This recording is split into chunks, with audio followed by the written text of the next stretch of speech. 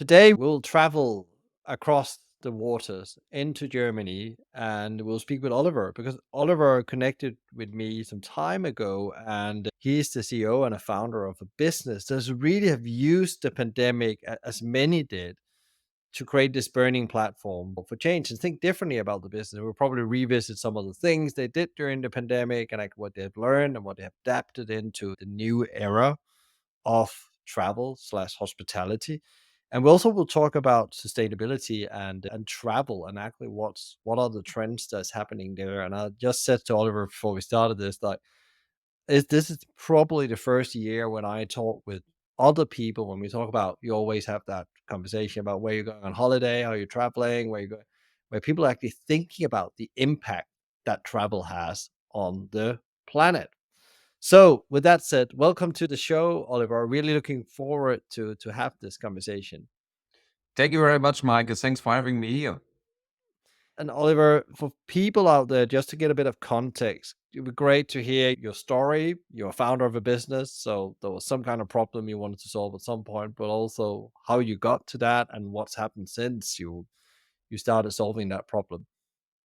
Yeah, see, when I was very young, so 18, 19, I had this time slot between finishing my alternative military service and before I started to study. To my origin plan was to become a teacher. And I used this time that was 6, 7 months to travel around the world. And during my travels in especially Australia and New Zealand, I met this idea of hostels. I didn't know before what a hostel is. And that was for me, there was always this point to get easy in contact and touch with other travelers, to even to use it to have a warm shower, to have a warm bed, apart or despite from camping all the time. And yeah, even using a proper kitchen, a well equipped kitchen, yeah, all this stuff. I liked this hostel idea so much. Being back in Germany, I first started to study, but always in my mind having this idea of, "Yeah, why is there not no hostel in Berlin?" And I figured out that there been two very small hostels in this time, but that it was, and some non-commercial hostels like YHA, YMCA, but nothing I met during my travels. And then I had this decision or this wish. I had this wish to found one hostel at Berlin. The idea was not to found a chain like it is today, but to start with one hostel. And yeah, as always, the idea sounds easier than to make it happen. Mm. By random, I found then my business partner, and that was a guy from construction sector. So he was able to oversee this big constructions you need in a building. You have to do and to rent the building for long term and fit it out, etc., and to do all this stuff, and even to help me with the investment. And that was the beginning of A&O. Yeah, we started then in Berlin Friedrichshain, a student district in Berlin, and started with 164 beds in 2000. Yeah, and what happened since? Because it's been a really interesting journey. Those almost 20 years, 2 decades, more than 2 decades now. Yeah, yeah, you're right. 23 years now. And so it worked quite well. So we had no idea about what we are doing, despite from what we saw, what are the guest needs. Yeah. So because I had just this guest focus on my entire hostel experience was that I used it as a guest, as a consumer, never run a hostel before. And then it was learning by doing, and it was a perfect time. Berlin was a perfect environment in 2000. It was booming. Everyone in the world was interested to come to Berlin. The reunification of the both East and West Germany's before the government moved to Berlin. Berlin was really the new capital of Germany. And so spot on Berlin, that was my luck. And so the demand was such amazing that people knocked on our doors, and especially tour operators, for example, asked, "Could we have more beds, please?" Yeah, and let's see what we can do. And this that driven by this success and this amazing demand at this time, yeah, that made us brave enough to say, "Okay, let's already expand this business very quick." Yeah, and already in 2001, we doubled the amount of beds. Yeah, we've been in a big building with a lot of space to grow. And yeah, then the next steps to 2005, the first asset outside Berlin, and that was Prague. And then year by year, we added two, three more hostels, and this grows the chain to where we are now. We are now in 9 countries in. with 38 assets and roughly 30,000 beds. Yeah. You 100% run everything around because hotels and was always an interesting thing. The asset owner and the concept owner, but it seems like you're both, as from what you're saying, or do you lease in some of the places? We do both. We can do both. In the very beginning, of course, we had to lease because we didn't have the money to buy the buildings.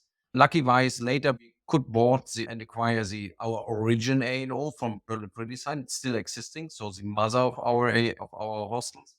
But in the very beginning, because of no track record and even that most bankers didn't know anything about hostels, yeah, they asked, what does it mean? Yeah, what is the difference to a hotel and why should we lend some money? Or yeah, so first 9 years we've been just tenants.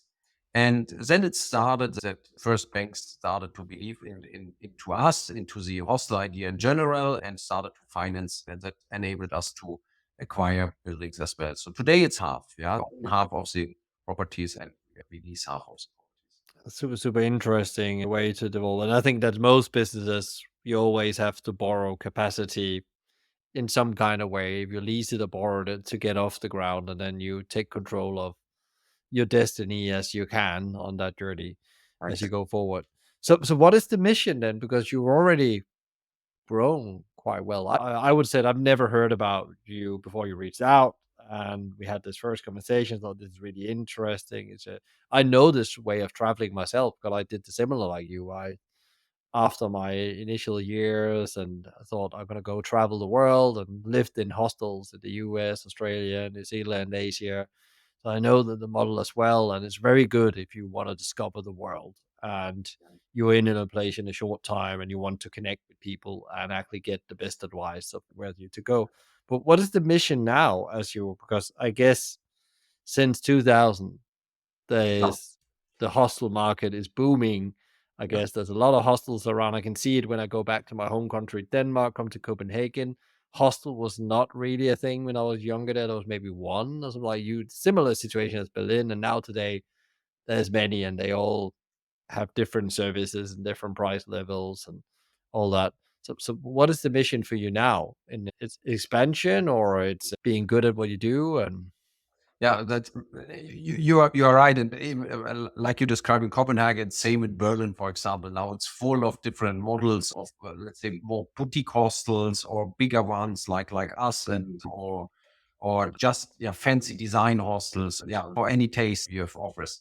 So our biggest mission is really or the overall general mission is to create a affordable stay, affordable accommodation in expensive environments, what means urban environments. When I traveled in this time with my friend, we traveled around the world. We always choose the most dangerous areas to get the best price.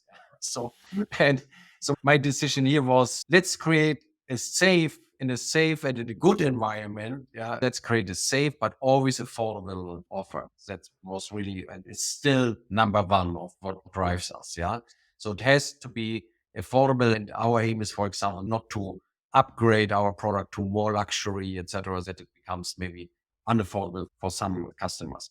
And a new focus we also hopefully will later speak more about this is now even to create a product what you can use without any environmental consciousness. Yeah. So that in an ideal world, a net zero emission product, yeah, where we mm, will do, but that I would add to our mission today. And important really always whatever drives us is not to create too much hurdles, not by price, yeah, but even no hurdles by design. For example, you could even create places that are too posh, too fancy for people, yeah, and so really to keep it open for everyone. so in principle, that's also what sets you apart from any other hostels, I guess, is that it's that minimal viable product you almost expect from a hostel. It's not a boutique experience. It's a safe place. It's clean. It works. It does the job. Exactly. Reliable, you know what you get. And it's standardized over all places. And yeah, no, let's say no, at least no bad surprises. It could be good surprises, of course, but in general, we say no surprises. Yeah. If you know A, you know what you get. And have you seen that sticking to those guns, as you said, the market has really evolved. There's got much more luxury on. There's maybe been more money to spend. Have you seen that's been the right strategy as well for you, as you hold on to that strategy and said, "This is where we come from. This is what we believe in." Does that work, or did you have to adapt? Of course, what I like to impress is that we we listen to the demands of our customers and try to fulfill this, but we never try to be a boutique or full service stop, so to say. And as you can imagine or could imagine, in 23 years, demand changed. Yeah, and when we started back to the 2000, we had one single room with private bathroom.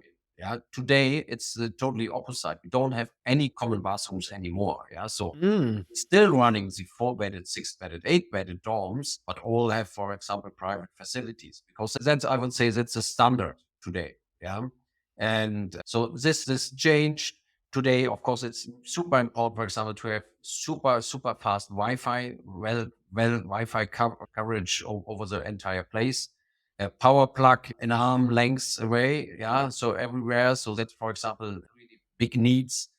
What changed or what's right now changing, for example, we rolled out 10 years ago, we rolled out TVs in our homes. Been very proud to say now US TVs. That's something we're stopping right now because nobody needs a TV anymore. Yeah. Everyone has his own device.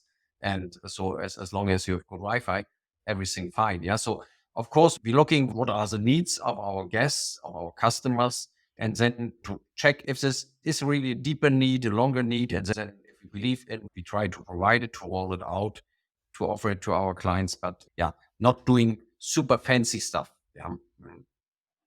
What is the most important, like, you from an operational point of view, you took out of the pandemic? Because I can imagine the pandemic also was like a huge challenge for you when it first hit. And I know you told me that the story for it may be good to hear that. I guess that there was no one in your hotels or in your hostels, sorry, not a hotel, but hostels, or suddenly nobody arriving Yeah. because we all been told to stay put, stay at home. Yeah. That was really, that was one of my, yeah, it was the most worst business experience I had in my life. Yes, at this time, and even our colleagues, it was a hard time for everyone in hospitality. And so from 1 second to the other, from 1 minute to the other, full stop.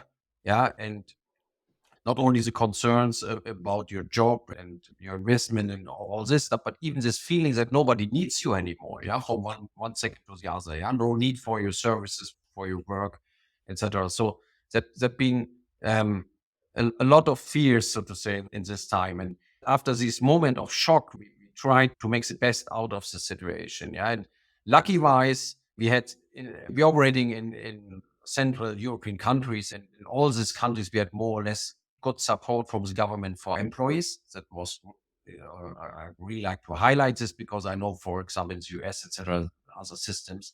So that was one big concern, so to say, was taken away from us, that the government said we have these furlough programs and we take care for the income of your employees. But on the other hand, yeah, and to sit at home and waiting for the day that hopefully someone calls you and allows you, you can go back to your operation. That was not our style. And so we sat together, thought about what could we do with our 30,000 beds. Yeah, maybe there's someone who could need this beds. And what we started then step by step is speaking with the municipalities, and we opened our beds to social distressed people, to refugees, to homeless. And so cities started then to occupy our houses, the hostels, with these social distressed people. And for us, it was such important because for, yeah, we had a reason. What we like to do. Yeah, we could serve people with breakfast. We could serve people yeah, during the day with questions and answers. And so everything what we like to do, we could restart a little bit. Yeah, on a lower level, of course. It was not that every house was in use, and but it helped us even to keep skills in the company. Yeah, and not to lose with the employees. You're losing even all the skills. Yeah, and all the experience. And so looking back, back today, I would say the biggest advantage was to see a product could be flexible if you think a moment about it and allowed to think yeah, cross borders so and over your mind. So we found it took a while, but we found an alternative use for our places. Yeah, that yeah, what strengthens us and helped us to even today to believe more in the future and say, well, whenever something happened, yeah, we can even solve it a little bit alone. We don't just have to sit at home and wait for help, support from government, etc. We use the time, by the way, even for we created so many e-learning tutorials, yeah, videos, etc. for every task you could do because we had this feeling when we will be allowed to restart, we will not have enough stuff in this moment. Yeah, and Mm. exactly it's happened after COVID. Yeah, so we had guests bounced back massively, and stuff was away. Yeah, and so everywhere in hospitality. So and we try to prepare ourselves in the best manner with this stuff. And my personal learning out of COVID, the biggest aha moment I had personally was this when we've been asked stay home, that people really from one second to the other, they all stayed home. Yeah. So they did stay home. And that was something like I would describe it today as a travel shame. Yeah. And I thought, see, the entire society from one, even from 1 minute to the other, between weeks, yeah, could develop something like travel shame. Yeah. And I would say 99% of people stayed home. Yeah. And developed this travel shame. What would this mean to the business if something other create travel shame? Yeah. And what would happen if this comes from environmental consciousness, from environmental concerns? And that was one momentum where we said we have to change something, how we produce everything, our services, yeah, how we create our product. Because we know since many years, we all know, and we're speaking about this, as you said in the intro, yeah, that there are people speaking about, yeah, my footprint, blah, blah, blah, but is it really happening? And yes, it is really happening. Yeah, the people have more and more concerns, and even this is something, it's not only price anymore, where I like to go, yeah, is it affordable, is it safe? Or it's even people take care about their footprint. Yeah. And we as a provider in travel, we decided for us, we need emission free, net, at least net zero emission free accommodation offer. And we need it as quick as possible. And for us, the decision was made during COVID that we do this by 2025. So, and this is really great. And that's very ambitious as well, I would say, when you see many commitments, they are 2030 or 2035. And so what are you doing then to make it eco-friendly? Because I guess you need power on, you need water, you need to use paper, there's cleaning, so on. But what is the Sure. initiative you're doing and how are you approaching this? Because I guess it's like a phased approach Yeah. to do that across so many different units in different countries to achieve that goal. Yeah. And we are not the professionals in this, yeah. So our we are professionals in hosting guests, yeah, but not at first it starts really you have to learn a lot, yeah, and quick. And our big advantage was on the one hand that when we listen to our employees, we have so many employees, they are studying these topics, yeah, they are very smart in these topics. So on the one hand, we did something in parallel. On the one hand, we started really to create an collect an action list what we could do. Yeah. And this list was, I would say, 99% filled and provided by our employees. Yeah. From their daily work, from their daily view, they told us, for example, let's avoid these small packaging, disposables. Yeah. Let's quit with the marmalade or the honey or whatever that could all come in big dispensers instead of small ones. Yeah. To give one example for, yeah, why we are not buying renewable from renewable sources energy, yeah, electricity, for example, you can easily do. Change heating to district heating in the cities where it's available and where you can do it.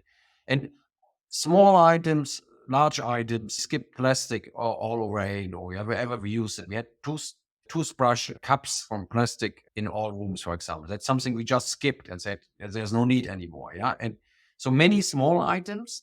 And in parallel, we hired experts in this field and for two things. First, to evaluate and let us know what is our footprint. Yeah. How much is it? It's 5 kilo, 50 kilo, 500 kilogram per overnight. Yeah. We did not have any clue, any idea. Yeah. And so they told us when we started with this mission, we had 9 kilogram CO2 emission per overnight. And We brought this down now this year to 3 kilogram almost Hmm. by own efforts. Yeah, with all these small efforts and a lot more to go with. Now it's more about the supply chain. Yeah, for example, there are no tropical fruits available at AO anymore. Yeah, so instead of a banana, you can have an apple. Yeah, some things we could do easier than a five-star hotel. Yeah, where you probably would complain if you don't get your strawberries or banana, but at an hostel you can say, no, see, you get a seasonal product or local product. That's it. And so we learned and understood what we could do. Our decision was really first to take up every stone, turn it by 180 degrees, put it back. And when this mission is done, what's hopefully next year, we will have a value of maybe 2.5 kilogram CO2 emission. But there will be a remaining base we can't avoid because we are in the city center. We have to buy products. We have to call the laundry truck to wash our laundry and linen and all this stuff. But we can try to do everything a little bit smarter. And with the rest, then we will offset with mandatory so that we don't ask our customers voluntarily to do it. So we will include it into our rates, into the price, and offset then mandatory with golden standard projects so that we already know that's proved and audited and well used.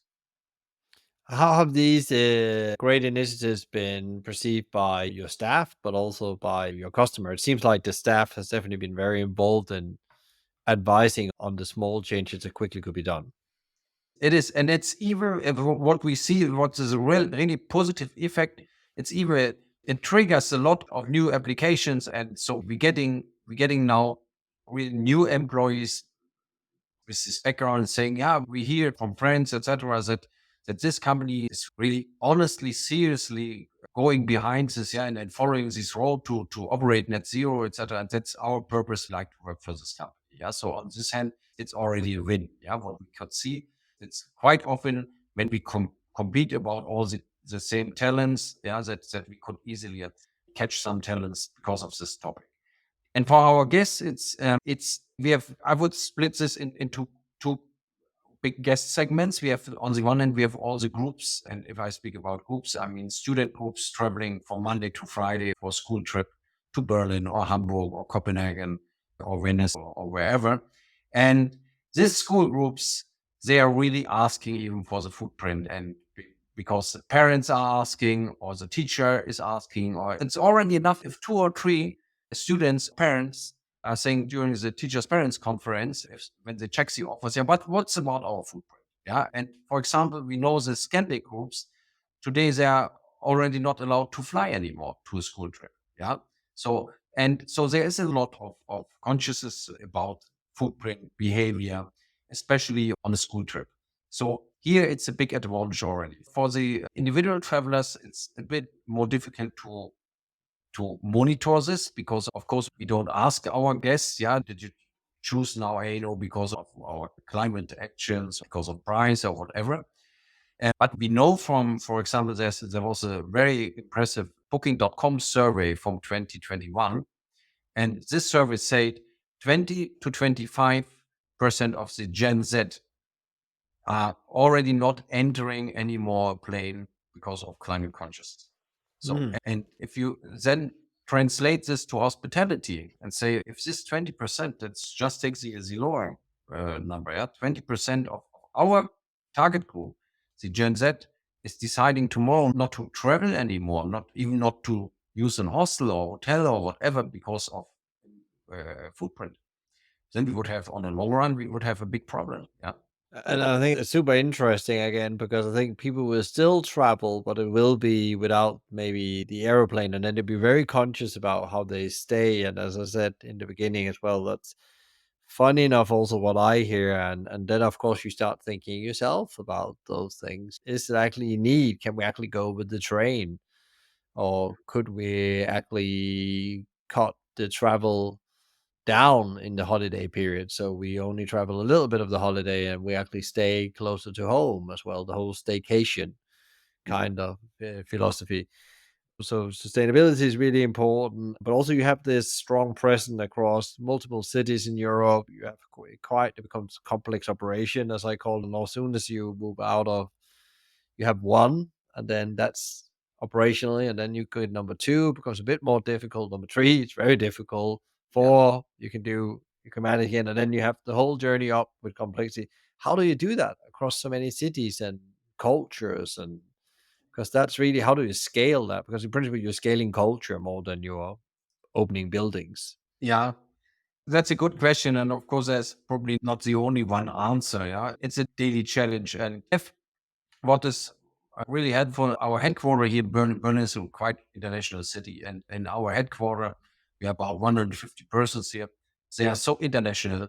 Yeah, that's first good thing. So it's not that here are just Germans and have their German glasses on and try to bring this German perspective to all the other places. So we are really multicultural, very international here in our teams.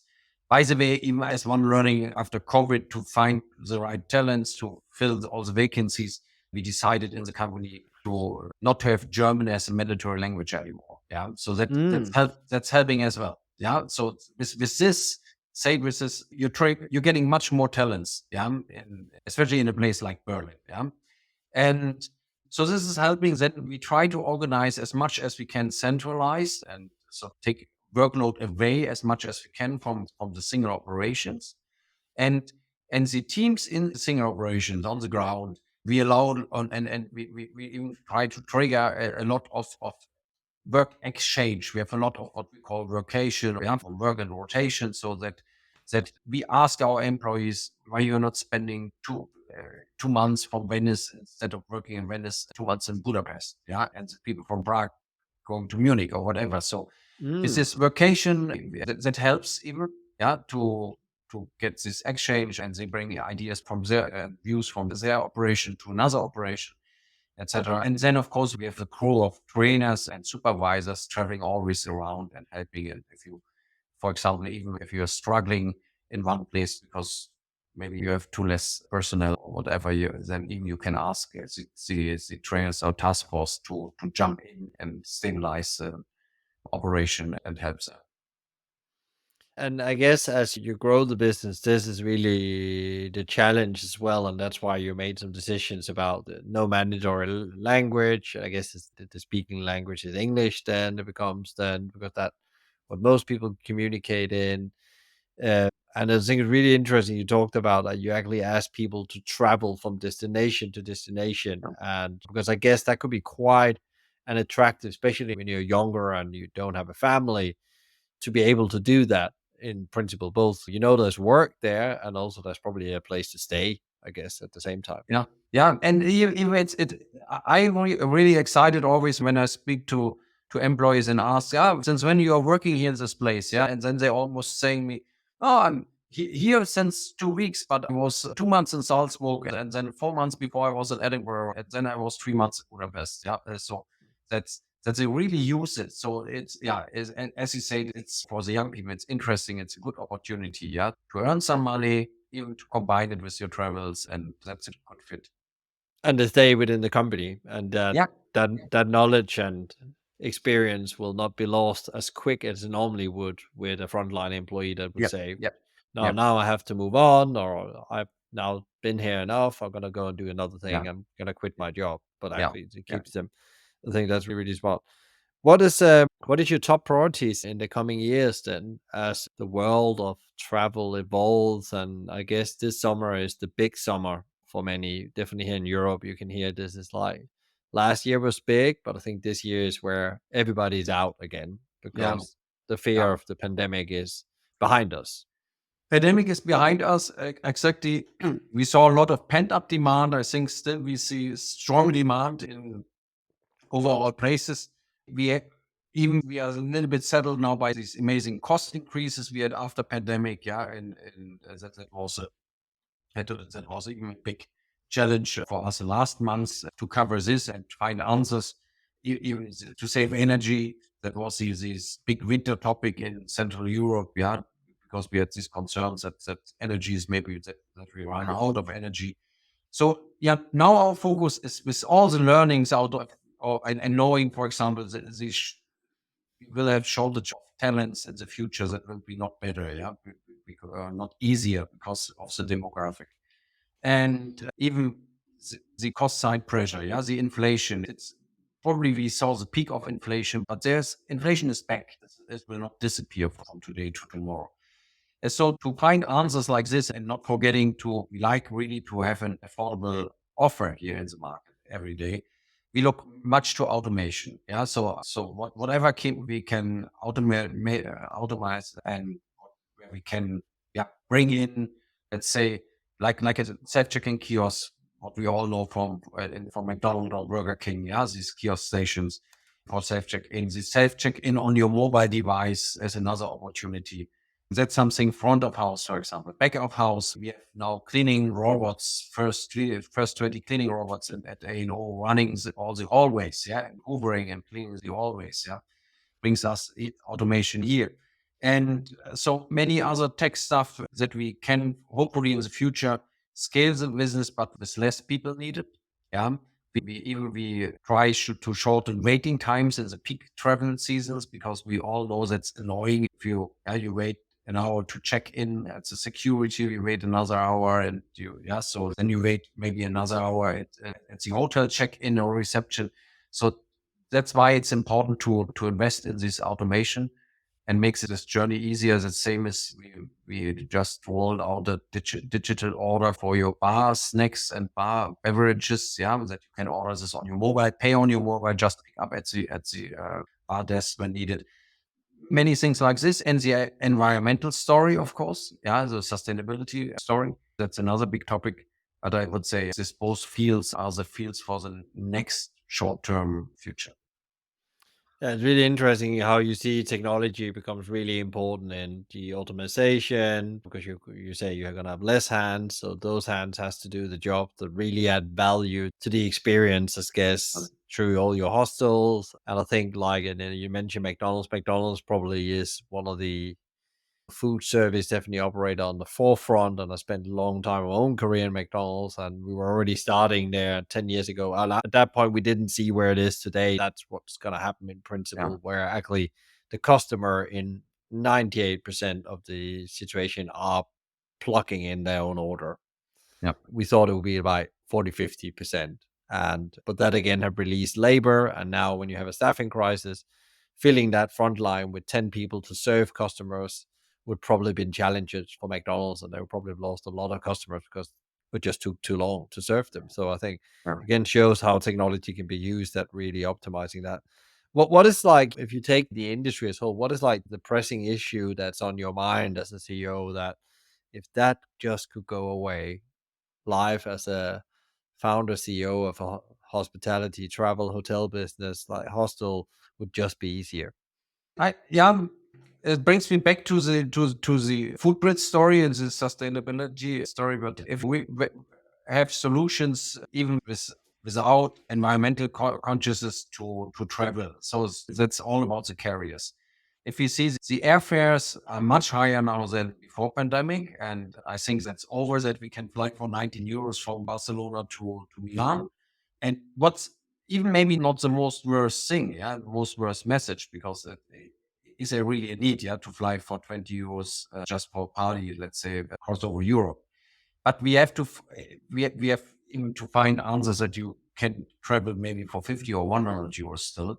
And I think the planes today, like they're flying and you consuming oil and fuel or traditional fuel, that's not the right answer. I'm a bit worried about the railways in Europe. Yeah. So I would really like to see that the governments and the societies invest massively in the railway network. Yeah. That we have proper in time railways, trains with, yeah, and what you like to use, yeah, where you maybe even could say it's fine to sleep with a family on a train during overnight, yeah, and going from Munich to Venice overnight and have, yeah, even this affordable, because that's not a cheap solution today, yeah. So what we see in the market is everything becomes much more expensive, yeah. So it's not only the airfares, it's even ferries, and train tickets are even quite expensive. So I think here we really need a solution, because to say people just, yeah, then just travel 50 kilometers away from your home, that can't be the answer. Yeah. Or travel less. Yeah. So I think this is important for the entire hospitality. Yeah, and it's funny enough you mean the railway system. I think it's really I live in the UK where there has been strikes, but also the condition of the Yeah, railway infrastructure, and it's heavily privatized, which also means that not really invested in, just taking profits out of is my view. And I think most people and the strikes and the disruption that's been the last 12 months over here has had a huge impact on the hospitality industry. Huge, huge, huge. That's people that didn't travel for business or holiday that was canceled, mean that people didn't buy things on their go. And also means that when you start thinking about planning a holiday, you're not thinking about taking probably the less impactful travel vehicle, which probably is train. Because oh, I can't yeah, manage that taking my family on that and ending up with being stuck somewhere and they can't travel on. Because we looked at train as well this year, and it just the cost of it just didn't add up compared to taking a plane, which was yeah, like I was quite surprised that it was double the price of taking a plane, which I just can't get my head around. So that must be fees that's taking up somewhere where it doesn't really cover our cost. It's just a yeah. fee.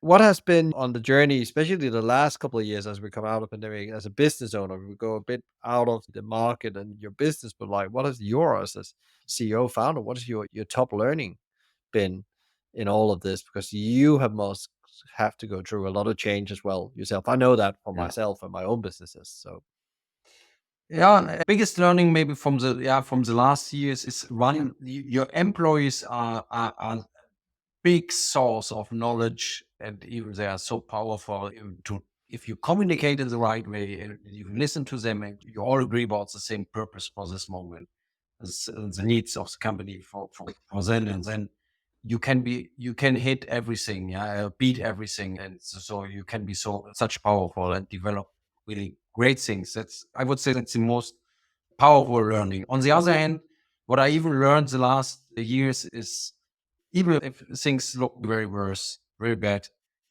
it comes not so bad as you think. Yeah, quite often I thought that's now the end of what I created the last 20 years or build up. Yeah, and it was the same last summer with the energy prices, rocket sky here in Germany, especially in Austria. Yeah? And we had 10, 20 times higher prices in gas or heating costs, electricity, etc. And we say it's now we just survived pandemic and then the next hit, yeah. And then we've said we can't survive it. And some of my mentors, yeah, older businessmen said, Oliver, if would stick for months, nobody could survive. Relax, it will not happen. Yeah, that just stays now for the next 2 years or 3 years, etc. And say, yeah, but it is what should I do? Relax.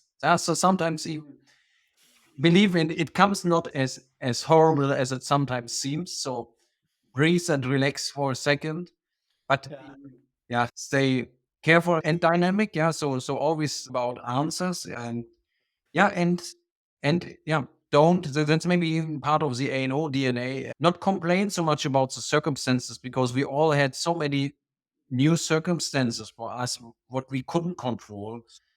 Break it down to this part you can control. Yeah. So how often, for example, everyone, for example, has the same problem with finding enough talents. Yeah. yeah, So that's the same for everyone. And it will not help to say, "Oh, what should I do? I can't.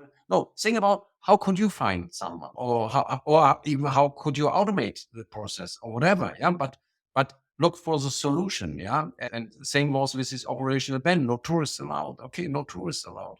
Yeah, maybe who is allowed, yeah, for the solution. So, and there's not always a solution, yeah, and I wouldn't say there are circumstances that really can kill the company, but yeah, with a bit luck and with the right team, yeah, that's all about your partners, your team, of course, and you can solve many things. this is quite interesting. It's a very stoic answer. So I'm very into stoic philosophy, and somebody produced this mock to me here. It says hospitality mavericks, and then on the back Yes, it says exactly what you said from Seneca. That says we suffer from what are we imagine more, more yeah, than reality is. And I think that's typical what happens because you're so in it, but it's going to be so bad, blah, blah, blah, blah, blah, blah. And it's not going to happen. And you lovely said the whole thing with control. What you can control, you're not control. And that's what the Stoics is about as well. And people are yeah, listening to the show knows I'm really into that and really got into that in the pandemic as well and rereading a lot of the stoic stuff and now it's like a daily practice because like it's patient as well A lot Yeah. business is about patience, and that's what I've learned in my last decade, that actually lots of it's patient. It's not about how fast you can run. It's actually about how you consistently can continue where other gives up. So it's the marathon ability. So yeah, it was really interesting what you said there, Oliver, about that we suffer more in our mind than reality actually is. How do you actually, that leads very nicely to the next one. How do you then, because you need to make hard decisions as business owners, and I've asked a lot of people recently that have been on the show here, especially CEOs and founders, how do you get to these decisions? Because you had to do a lot of them in the pandemic, but still, there's many hard decisions to come because challenges are not over. They will keep on coming, one black swan after the other, I Yeah. normally say. So how do you make hard decisions? Yeah, I try. If I'm aware I really have to do it and can't avoid it, then it's better to do it quicker, faster than slower, because then it's done and then you can already start to sort it out and deal with the consequences. But yeah, hard decisions, of course, I try to reflect and first to speak with, yeah, what I say, mentors also, yeah, to exchange my view, and sometimes even you find a solution to get another view before you do really this decision. That's helpful. But sometimes, yeah, even after this second or third view you got on about your first mind and first decision, you have to do it. And then, yeah, sleep one night about it and then just do it. Yeah, that's, and by the way, for example, doing I'm just looking here to on my desk. That was exactly what I did during COVID when I had every day I had to, on the one hand I had to motivate people, yeah, and not tell them how I'm feeling really. As that I had to make more fears than they, but I had to give the feeling I'm so optimistic. And on the other hand, I had every day I had to call suppliers, all our landlords, etc., and ask for deferrals and help, yeah, or reductions and all this. And at this time, I have four kids. Yeah, I put the pictures here of my four kids in front of me. Yeah, and they're still here. And that was my motivation. Yeah, so to look to the kids and say, see, that's why I'm doing it. Yeah, and that's, I go home and know they're good vibes. Yeah, and Yeah. mm, And also, like, again, reminding yourself of the purpose, and worst comes to worst, they're still there. So exactly. Yeah, yeah. I love that. So how do you actually also then, you talked about you have to be the one that brings the optimism, being the positive, especially in the pandemic, but also I guess now that's the job, the CEO and founder, I often call it, is not chief executive officer, is often chief energy officer, because like how you show up determines about how the whole organization often works. It's an energy thing in every organization, and it takes a lot of energy to be the one people turn to, which is the job of founder, CEO. So how do you get that, the energy to show up every day and do your best, and how to do it? Like, because like, what is your tricks? Do you have any tricks? So yeah, it's just genetic in you. So what I try to do is to balance out and really, for example, when I have time for my kids, for example, really have quality time and deep time with them, and that's is loading my batteries, for example. Yeah, it's to doing something really different as well. And I'm a passionate runner as well. Yeah, so that's whenever I have something to think about and can't find a solution, for example, I go and run as long as I have the solution in my head. Yeah, and that works quite good. Yeah, so first think about nothing and then you can solve it better. And but again, it's even about team. So I'm never alone. Yeah, so we have so many people here, and even the management team. That's such helpful. Yeah, to you. Sometimes not every day you have the same good day as everyone. Yeah, and then you just speak left next door, left or right with you guys, and then you're back on track. Great, great. Love that. I love the running bit is also my thing, which reminded me I had to go to run today, actually. So it's a Yeah, good thing you said that, because that is for me as well, where, and I don't run with my phone because nobody can call me. So it's just me and the nature, and that's where everything settles. That's the silence. That's that's where, exactly what I'm doing. I have just my watch. Yeah, and yeah, my wife is always complaining why you're not taking your mower if something happened, if you go to the forest, etc. That's now I have a watch with a with a assistance signal. So because I say I don't like, I'm running away from all these messages on my mobile. Yeah, so I don't take Exactly. it.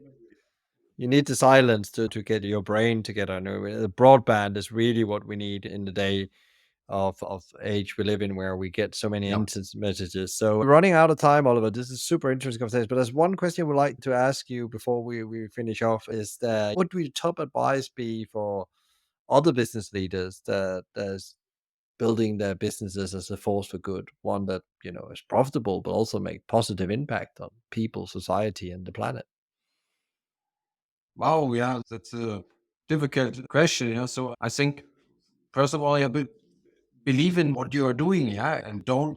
Sometimes it's really important. Don't take care so much about what people telling you when they are not your clients, and not listen always to your clients, of course. Yes, that's very important. Yeah, and even listen to your employees. But there are so many other people telling you all the time what you should do and should do different, and they do totally different stuff. Yeah, are not hanging in the same tower like you hanging. Yeah, and going all in, because as a entrepreneur or leader, you have much more risk to take. Yeah, and patience as well. Yeah, so that's what I would say. I love that. I love that. I love that, especially because we can get so sometimes hang up on other people's opinion, or we compare ourselves with others. Yeah, And that's not really helpful. I have a mentor myself. You mentioned you have a mentor. He is, I have to be careful what I say about Chris. I think he's 74 now, really experienced business person as well. And like he says, focusing on your next step, not what the others are doing all the time. Doesn't yeah, matter. Don't compare yourself. Learn what they done, what yeah, strategies they have applied, but mm, don't compare yourself because you're on a different journey. And that's very helpful to have somebody saying that's again a very stoic commandment, yeah. that you don't spend time on comparing yourself with others. Be strict Very with true. yourself and patient with others. Very true. Yeah, and as a leader or founder or whatever, your biggest enemy always in the end is time. That's the Yeah, biggest enemy you have. Yeah, yeah. It's not money; it's time. I it's totally time. agree. Yep. Yeah, totally agree. That's a really interesting conversation as well. Many people say it's the money thing they're scared of. Actually, it's the time. You're gonna It run is. out of time. Yeah, That's always time to market, time to have enough time to talk with those employees, all that thing. So protect your exactly. time and start creating what I call a stop doing list. I talk a lot about that because then you will stop doing all the things that really doesn't really Yeah. fuel your journey ahead. So thank you so much, Oliver, for coming on the show. It's been a really great conversation. Where should people go if they want to learn more about the hostel group, and maybe connect with you if they want to ask you questions? Where's the best places? So our website is hostels.com, and yeah, you can find me on LinkedIn. Great, great. We'll put that in the show notes as well for people to find. Thank you so much, Oliver. I'll send you power and energy and to the team as well for the time ahead. It seems like you're on a really interesting journey and we'll stay in touch. Thank you so much, Mike. It was really a great pleasure to be here.